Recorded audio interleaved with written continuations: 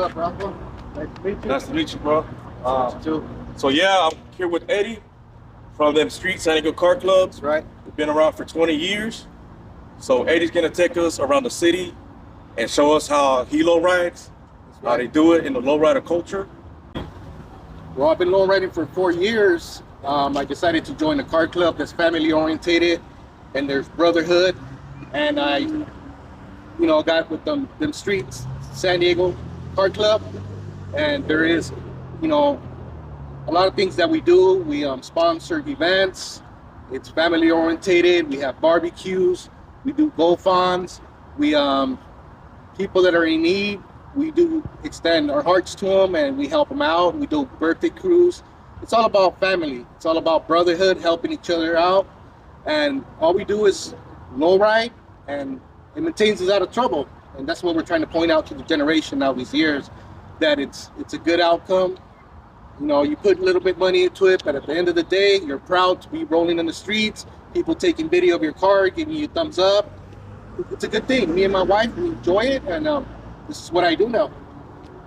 Yeah, that's what's up. So Eddie's gonna take us around in the city, in the neighborhoods, take it for some cruising, and show us how it's done. That's right.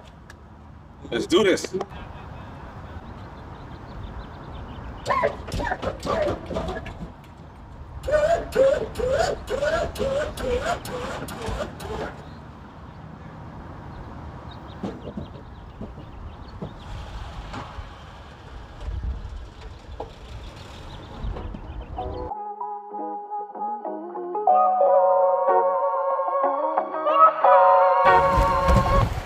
So this side right here is considered Sherman side.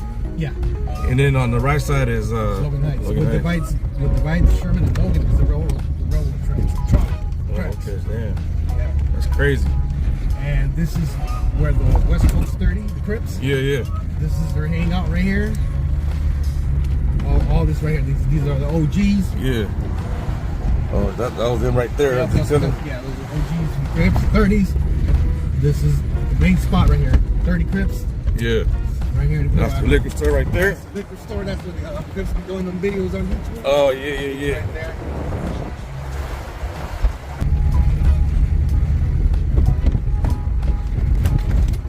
Yeah, Imperial Avenue keeps them on the stretch. It goes all the way to Infante. Oh, no shit. Yeah. So where you gonna take us now?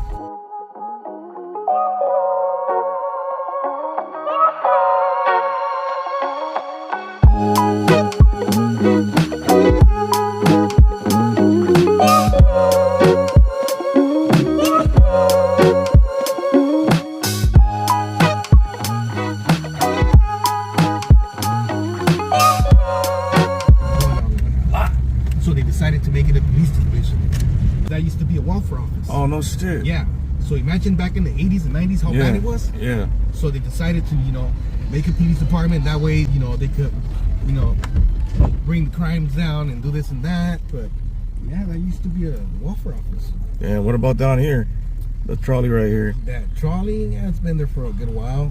Everything here normally it's been here except the police station. Yeah. I remember back in the days when I was about 13, 14, I used to go down here and it was always selling, dope and all that shit. Yeah. And the Walmart? Yeah. That used to be the train. If you can see there's old train tracks. Yeah.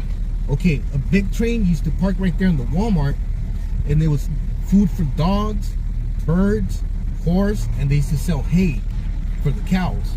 Oh, no shit. Yeah. And then they closed it down and they made it into a farmer's bazaar. It's like a fan mart. Yeah, I remember that. I used to go up in there. Yep, Yeah. that farmer's bazaar. And then they took it down and then they made the Walmart. So that's the trolley right there, right? Yep.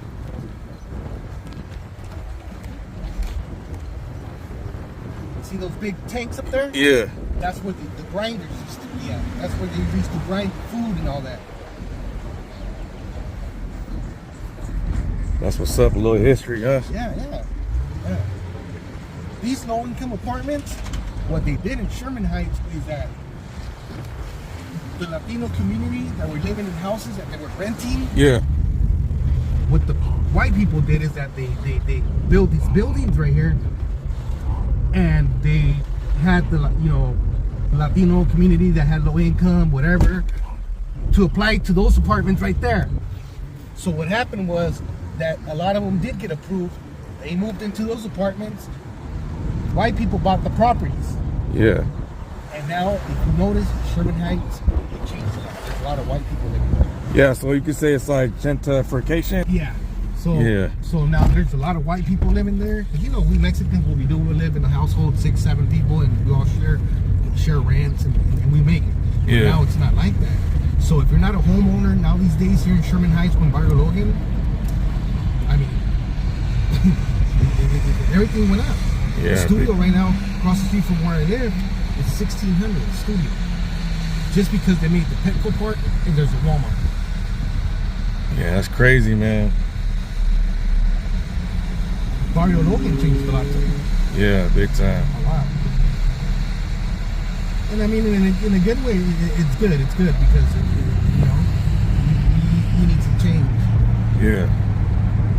So here we are going under the bridge, the famous Chicano Park.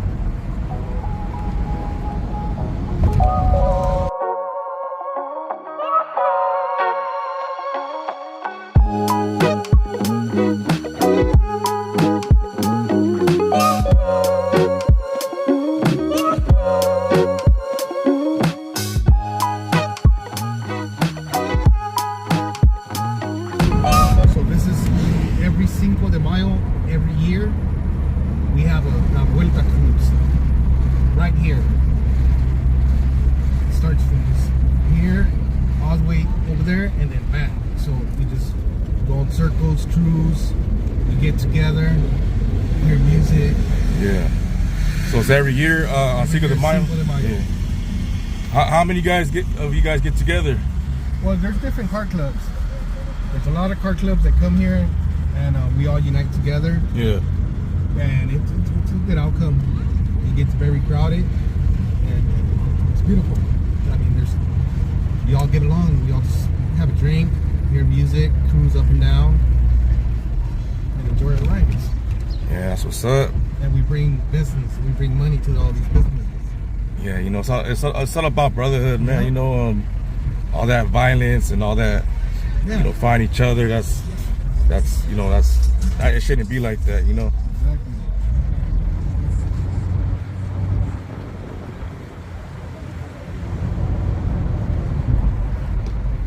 Got this place over here too. This one right here. The Mario dogs. Yeah. People come with their Harleys. This is the spot. There's cruising. So this is the Vuelta in Barrio Logan. Yeah. It's still been like that since the 80s. The Lewis Market? Lewis Market. Same name, same structure, same everything. Yeah. Where we at right now? Where we heading right now? We're going to go ahead and head to headquarters. Yeah. This is all Imperial Avenue. We're going to meet up with the brothers. That's where they're going to be at right now. Yeah. Waiting for us to get there.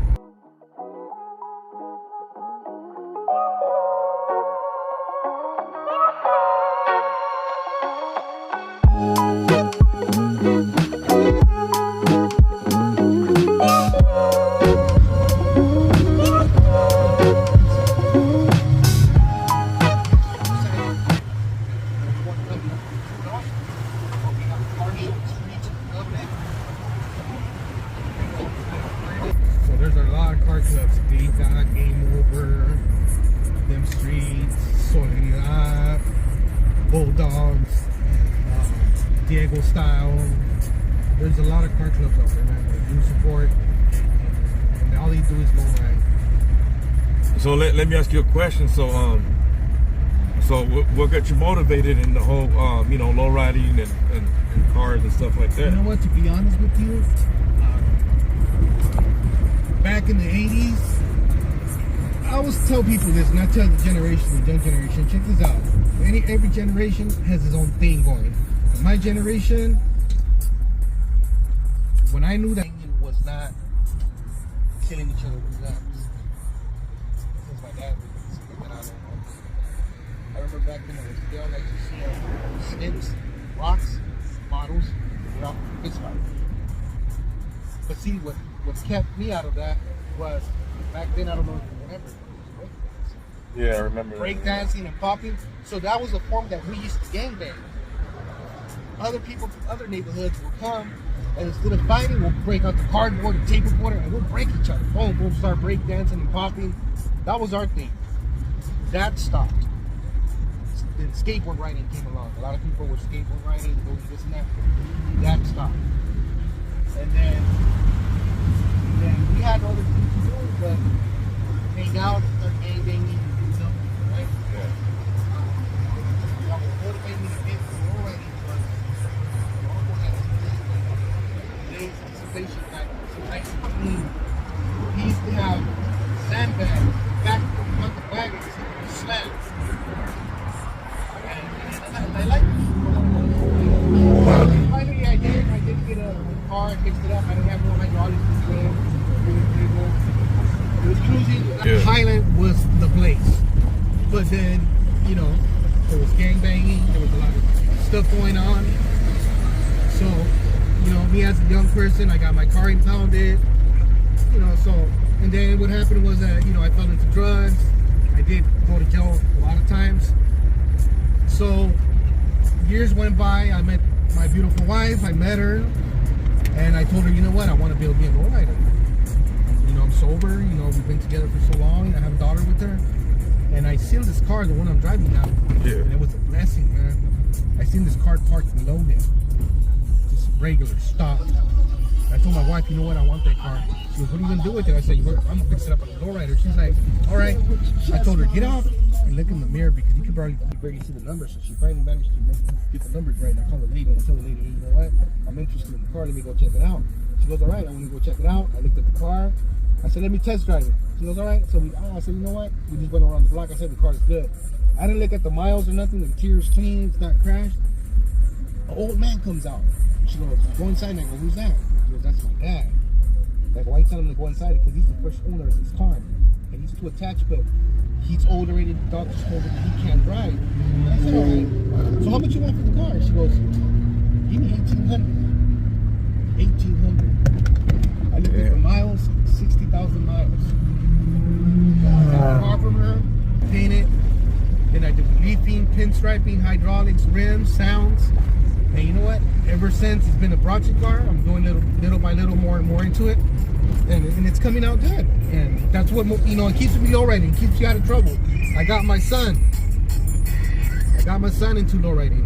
Because there's nothing out there, to be honest with you, in gangbanging, man. Yeah. I mean, you're going to be in jail the rest of your life. You're going to be in the hospital. You're going to be dead.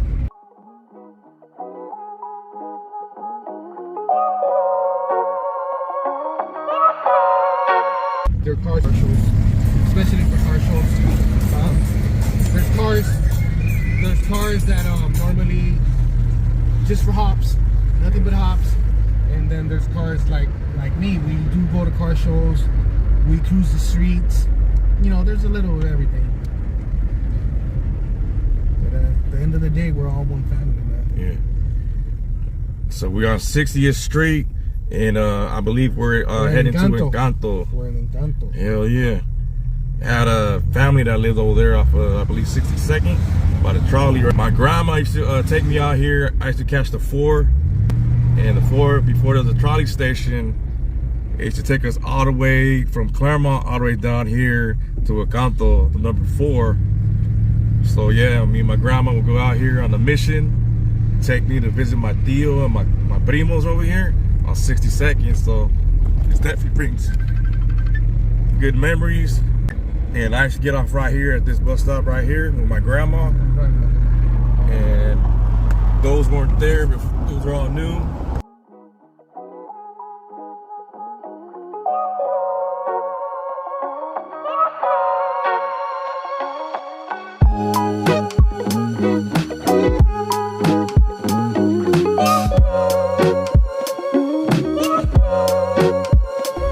So here we are in Encanto.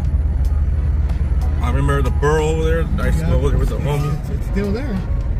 And actually, the bomb right there at the barrel back in the days. I don't know how it is now. Have you been there? Yeah, it's still good. Still good? It's been there for years, man. Yeah, yeah. It's been there for years.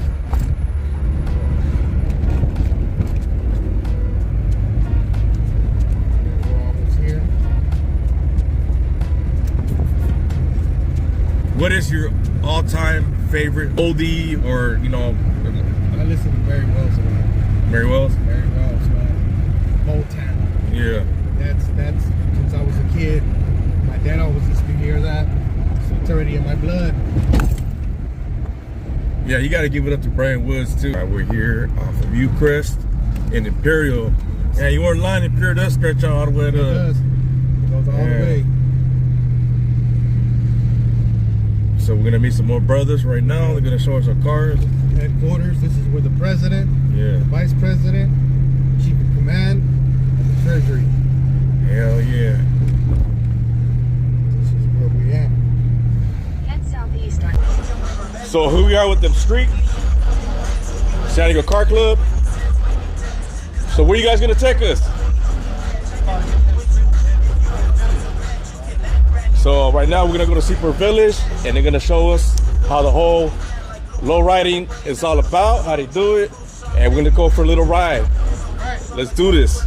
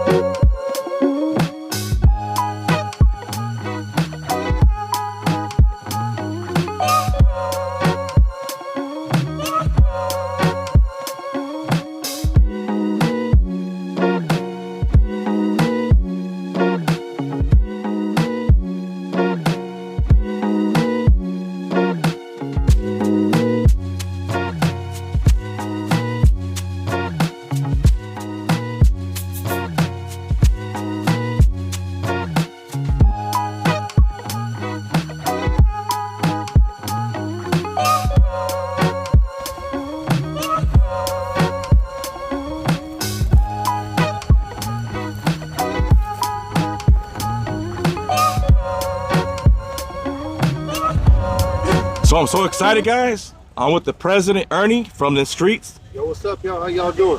Yeah, that San Diego Car Club here in San Diego. So I got a couple questions. What got you into lowriding? Well, for me, it started, man, when I was about, honestly, 5, 6 years old. Family, it's a family thing for me. Grew up around it with all my uncles, all my cousins. Man, from old school car clubs, from Brown Image, Vejitos, Worldwide, Majestics, you name it. I mean, I've been in San Diego my whole life. 43 now, and it's just been a part of me ever since I was a youngster. You know, like I said, grew up around it. My dad, my family, everybody. It was a family thing for me. Yeah, that's what's up. That's what's up. What is the lowrider culture like now versus the lowrider culture, you know what I'm saying, in the 90s? Oh, man, that's a good question because it definitely has changed, man. As we all know, you know, back in the days, you know, lowriding had a different type of image, which, you know, ultimately led to cruising bans on Highland, which I know you all see on the news, you know, and giving the whole lowrider culture almost a bad, you know, how you say, you know, look in general, you know, with the gangs, you know, a lot of fights broke out. Honestly, it was the time where I kind of stayed away, you know, like I said, it just, certain things happened, and, you know, it was just different back then. Now, it's family. Man, all the San Diego car clubs out here, we all get together, we all vibe, we all do things together, we give back to the community. Man, you name it, anywhere in San Diego where there's something going on, San Diego Car Club is there with them streets as well. There ain't none of that. It's all family. We're actually making a comeback. The Lowrider Coalition here is actually doing a big thing for the lowrider culture, and they're getting ready to get the ban removed for the cruising on Highland. So that's coming back. It's just man, it's just lowriding fun and family. You know, there ain't no more of that fighting or, you know, all that stuff that used to be back in the 90s. If you guys know, you guys know. But now it's family. If it wasn't family, I wouldn't be doing what I'm doing now. My kids are a part of it. That's what I'm here for. You know, be with my kids, be with my family, my wife. All of our wives are involved. It's a family thing now. So from the 90s to now, for me, night and day. Yeah, that's what's up. All right, cool. So, what do you guys do for the community? Man, I mean, you name it, we do it. We do a lot of charities and we donate to a lot of charities. We have fundraisers. Man, we're a part of a big one here. It's called Suicide Awareness. It's coming up in April, which a good close buddy of mine, Sergio Monteroso, is throwing. He's part of Lowrider Car Club. Like I said again, you know, we all vibe here. All the car clubs, they put on a lot of big events. That one's huge. You guys know, you know, suicide awareness is big. Suicide's big. So, you know, we throw functions like that. We give our resources to people that need it. You name it, man. You know, social media is big nowadays. So, you know, there's lowrider pages out there. If somebody needs something or somebody's, you know, and going through some hard times, we step up to the plate. You know, we put together fundraisers. Like I said, you know, it could be selling, you know, food or whatever it is, having car shows and donating that money to all the families in need. You know, we do like Christmas cruises. You know, we give toys out when it comes time for Christmas. Summertime, there's a lot of things going on, you know, and just for people to come and vibe, we put together a lot of shows here. And like I said, anything and everything that we could, even the San Diego police, don't let me forget that. Man, we do a lot of functions with the police. You guys know in the 90s that wasn't happening. You know what I mean? So they escort us. We do everything that they got going on. We get the invite. We're there. We're chilling. They know us by name. They know us by car club. They know us by car. I mean, it's just a big vibe. So, you know, they're big in here. So everything they got going on, especially dealing with the youth nowadays and what they got, you know, their struggles, they put together a lot of Easter events, stuff like that. We're part of it. Anything and everything that we can do to give back to the community, that's what we do. You know, our dues that we get paid here, we put that back into picnics and, like I said, fundraisers, and we buy whatever we need to donate that comes out of a club pot. We give back. So we're constantly doing things, and it's a blessing, and I wouldn't have it no other way. Yeah, that's what's up. That's what's up. All right, people in need or going through difficult times, what does that mean to you? It hurts. It hurts because I've been there. You know, I can't tell you guys how it feels when I mean, everybody got their own feelings, but you know, to pop up, like I said, on social media or something and see and read or know somebody that's going through it, speechless. It leaves me speechless sometimes because of some of the things that these families and people have to deal with, even the homeless. I mean, we help them, you know what I mean? We give them food. We go down over here in downtown, and you know, so it's just like, it hurts, man, and it bothers me. And it's another reason why I'm doing what I'm doing, because I want to be a change. I want to be part of that change, you know, for, you know, like I said, like they all put on the internet, you know, saying hi to somebody or, you know, giving them a good look could just mean the world of that guy or that girl, because you don't know what they're going through. Yeah. You know, it also brings back to, like I said, you know, all the ODs and the suicides and stuff like that. So it means a lot to me, man. It means a lot to me. I got a big heart, and I try to keep everybody part of that, part of my heart. Yeah, that's what's up. So what is culture like in lowriding? Man, like I said, hey, it's a blessing. I love it. There's no color here. There's no skin colors here. Like I said, man, we vibe with everybody. You know, the culture, like I said, you guys know culture, you know, Hispanics, you know, Latinos, Chicanos, and everybody. Like I said, back in the days in the 90s, you guys know it was kind of a little bit where everybody's on a separate page doing their own things. Now we're like one big culture, to be honest with you guys, you know. You know, I know some people still kind of old school, stuck in their ways, but hey, them streets isn't. I mean, them streets, we don't discriminate. We don't do any of that. It's a big culture. You know, if you guys are trying to be part of what we got going on, we're trying to be part of what you guys going on. You know, one big happy family, one good culture, one good low riding culture. That's what it is for us. Yeah, that's what's up. So what inspired you into low riding and why? Man, honestly, my dad. I got a 1966 Chevrolet Impala that's in my garage now that my dad gave me when I turned 18, and I was riding in that car when I was 6 years old. So, I mean, if back then he had a lowrider and a hot rod. So I kind of had the best of both worlds, but you know, me being who I am and my cousins, they were all lowriders. So I was a little more to a lowrider side, but that was my car. You know what I'm saying? So I couldn't, it was black, and it had the old school McGregor's on the back, fat tires, you know, and it had air shocks on it, you know. And my dad, man, like I said, my dad, he's the one that got me into the cars. Like I said, that car, I couldn't wait to get my hands on it. It's still in my garage. I'm almost done building it. You know, so I wanted, like I said, for me getting into low riding, family, my pops, he had a lot to do with it. So that's what it is for me, and why I started low riding when I was little. Yeah, that's what's up. For me, it was I would say also my uncles also had a bunch of cars too. So my Theo from the '64 Thunderbird, my other Theos with the '65 Chevy Impala, nice. '66, and I had a '70 Chevy Impala. That was my first car. So especially my family inspired me too, my Theos. So you know, it's a beautiful thing. I love it. I love the lowriders. I love the oldies. Everything that has to do with it. All right, cool. So what is your favorite lowrider of all time? You know, the one with the medals, awards. Well, I would say my car. Yeah. So many beautiful cars out there. I got a lot of favorite cars. Yeah. So that's what it is. That's what's up. All right.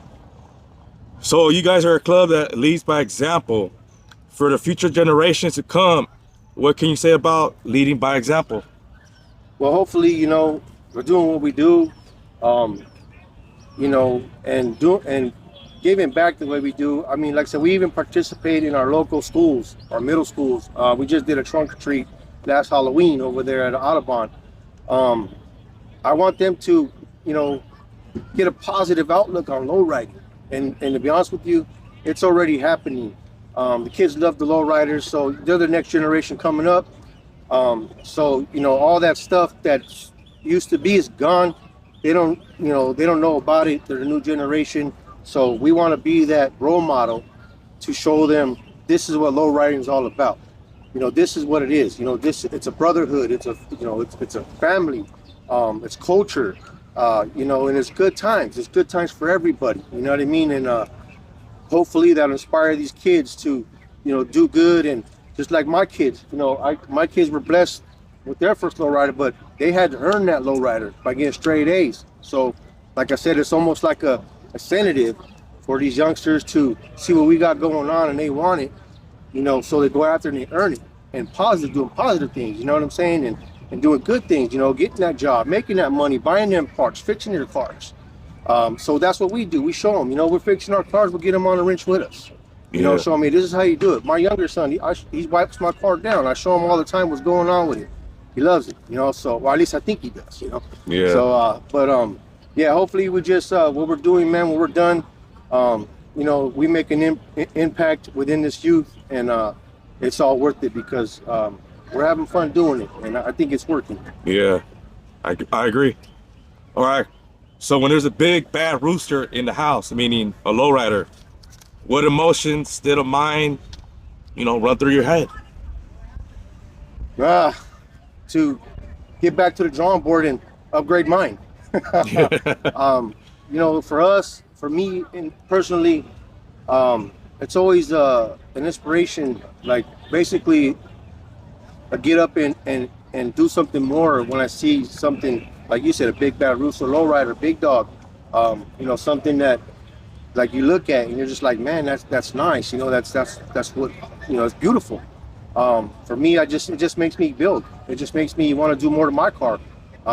Like I said, you know, that's constantly doing upgrades. It's money, a lot of money I put into these cars, and you know, like when I see other big fish out there doing it, I want to do that too. You know, I don't hate, you know, but it makes me want to fix my stuff. You know what I'm saying? To get my stuff to look like their stuff. You know, but man, like I said, you know, impressive of certain cars that I see, and like I said, it just inspires me to do more, man. That's what it is, you know? Yeah, that's what's up. So, I'm thinking about buying a lowrider, but for all the people out there, you know, everybody's watching this right now. So, I mean, how much would it cost to start up a lowrider, you know, build it from scratch? Honestly, I can tell you what I know, but my VP, he's the one that hooks us up, and he'll be able to answer more betterly. But for me, it depends what you want to do. You know, they call them not built, bought, or bought and not built. That's what the saying is. So, you know, nowadays, man, you can get probably a lowrider, you know, something, you know, semi-decent, you know, and maybe it needs a little bit of work here and there, you know what I mean? I want to tell you maybe 6-7 grand, you know, but now you see these G bodies, which are Regals, Cutlasses, even these Lincolns, 15 grand, 16 grand, 20 grand. Crazy. Back in the day, you paid $2,500 for a Cutlass. I know because I paid it. Yeah. But that's what they're going for now. You know, versus though, building it, depends what you want to do. If you want to do, you know, a little just simple cut out, lay and play, 2 pumps, 6 batteries, maybe 6 grand, 5 grand. You know, that's with the cut and the batteries and the setup, you know. We actually, like I said, we actually sell the stuff, man. So when my VP, you can hit him up on that. He sells all that stuff, all lowrider goods, man. But it just really depends, bro. It could get expensive, man. My chrome alone under here, when I redid it, because when I didn't have it, it was just paint. That was $6,000, and that's just steering linkage, you know, my rear end, my A arms, upper and lowers, my trailing arms, basics, all the underneath. 6 grand, man. Back in the day, 6 grand, you know, you get something done and ready to go, you know. So it's just, the bar's different now. Prices went up, I ain't gonna lie. And honestly, in my opinion, it's ridiculous. You know, I'm not gonna pay $25,000 for a Regal or a Cutlass. Granted, they're nice, beautiful cars. You got the money, knock yourself out. You know what I mean? But all our cars are built. You know what I mean? Like I said, besides paint, if we need paint, we're sending them to friends and buddies that are painting out of their shops. You know, we don't have anything where it's real professional. We're street built. You know, we're them streets. We stay in the streets. So, they could get costly, brother. That's all I can tell you. Because what you want to do, you can get a nice ride. Impalas, depending on what you want, 16, 18 grand. You get an Impala that needs some work. 25, 35, 50, 60K, you're looking nice. Yeah. You know, but like I said, that's just where it's at nowadays. You know, everything's changed. Yeah, it's definitely worth it. The whole lowrider. Ernie and Eddie took me down the neighborhoods and down the city, and it was just a beautiful experience. Just going into lowriders and seeing like all the cars, hand in hand. And thank you so much for being here with us. Thank you for coming out, man. We appreciate it. Peace out. Peace out, everybody. So I got the rest of the boys right here on them streets, the San Diego Car Club. So how you guys like it? I mean, you took me to the neighborhood down the city. I mean, I had a blast, and it's not my car, but you guys have it all the time. So I mean, how do you guys feel about your cars? We love them, man. It's more than just the cars, more than just a hobby, brother. It's in the blood, man. So I grew up, I mean, I'm pretty sure we all can say the same thing, man, but we all grew up around this from generation to generation, dude. And, my dad got us into it. It's a blessing. It's cool. It's a good way for all of us family to come together. We do what we do, we hit them streets, and we have fun, man. So, I saw the other lowrider, the purple one. Yeah. So yeah, I was doing some things. I got good footage of that. So when you're doing that, like, I mean, how do you feel? You got a crowd out there, doing video on you, taking pictures. I mean, how does that make you feel? Makes me feel good. I mean, it's fun. Get to show everybody a good time. Get to show everybody what our cars are about. Everything. Yeah. It's all fun. It's all what we do. Yeah. And so yeah, I'm so thankful, for you guys take me around, showing me what's up. It was a beautiful thing. It's the culture of it all. I love it. Like myself, I had a 7.0 Chevy Impala. That was my first car. It's a beautiful thing. Anyone else want to say anything? Them streets, motherfucker. Yeah. We're gonna see them on the streets in San Diego, man. Yeah. So what up, ladies? We got the wives from them streets, San Diego Car Club. Thank you so much for being here. Your husbands taking for a cruise down, the neighborhood, San Diego, in the city. It was a beautiful thing. So, how is it like being the wives of, the car members? It's an honor, actually. We get to help out the community and have fun at the same time. We love it. Yeah, I feel like I've made friends. I came in here not just wanted to support my husband, but I made friends that I wasn't expecting to make. Actually, more than friends. It's actually like family. Yeah. So, I know there's a lot of other women that are involved in the whole lowrider culture, and in the cars and the beautiful scenery. So, how do you guys, feel, or what kind of emotions run through you guys' mind when you're out there? It does feel empowering, especially when you're behind the wheel. But even in the passenger seat, supporting your man, it's like you're part of a community. You're part of something. You feel like you're part of something, and it's something that other people are drawn to. So it's really nice. It's satisfying. Very satisfying. Yeah, that's what's Never up. underestimate the women in the lowrider Because world. the women are the ones that They make are it the all happen. backbone of the lowrider If it wasn't for world. Absolutely. That's what's up. You guys help out, with the lowriders and stuff like that? we just have to look pretty. Oh, okay. That's what's up. We'll wipe a car down if we had to. No, we help out. Of course we do. Of course we do. It's mainly them. Those cars are as much family as we are, so we have to take care of them. Yeah, that's what's up. Thank you so much, ladies. Thank you. Them streets.